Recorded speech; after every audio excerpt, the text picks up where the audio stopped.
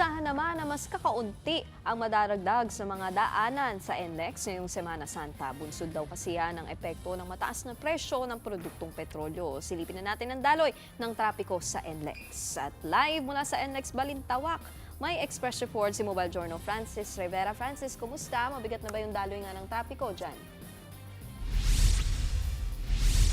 Iki, tuloy-tuloy pa rin ang daloy ng trapiko dito sa may NLEX Balintawak Toll Plaza. Tila marami sa ating mga kapatid ang mas pinipili ng mag-commute kaysa pagdala ng sarili nilang sasakyan. Kapansin-pansin ang napakaluwag na daloy ng trapiko rito sa NLEX Balintawak. Maging sa ibang toll plaza, light traffic lamang ang naitatala. Inaasahan namang nasa 3% lamang ang dadagdag mula sa daily passage nito na 30,500 vehicles. Nasa 10,500 lamang yan kumpara sa mga nagdaang taon. Ayon sa pamunuan ng NLEX, malaki raw ang naging epekto ng mataas na presyo ng gasolina ngayon. Dati kasi, sa mga ganitong oras, makapal na ang volume ng mga sasakyan. Kung ang presyo ng petrolyo, walang humpay sa pagsipa, ang NLEX may rollback naman sa kanilang toll-free. Sa ilalim ng NLEX Kabiyahe Program, magkakaroon ng toll rebate.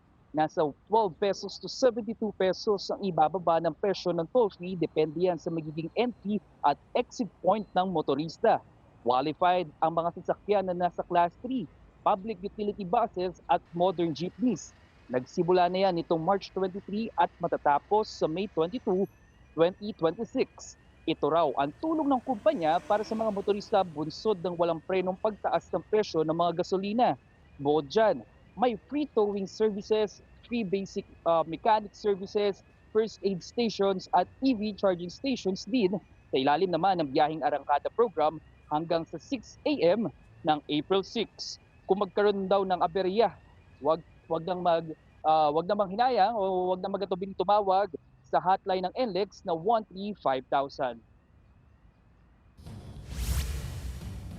Niki, para sa ating mga kapatid na pabiyahe ngayong Semana Santa, lagi daw tatandaan ang blow bagets. Laging i-check ang battery, lights, oil, water, brakes, air, gas, engines, tires at ang inyong sarili. Niki? Okay. Mamayang hapon nga, babalikan ka namin, Francis, para sa latest traffic update dyan sa NLEX. Yan ang Express Report ni Francis Rivera. Mga kapatid, Nikki de Guzman po. Para sa pasada ng mga rumaratsyadang balita, mag-follow at mag-subscribe na sa social media pages ng News 5.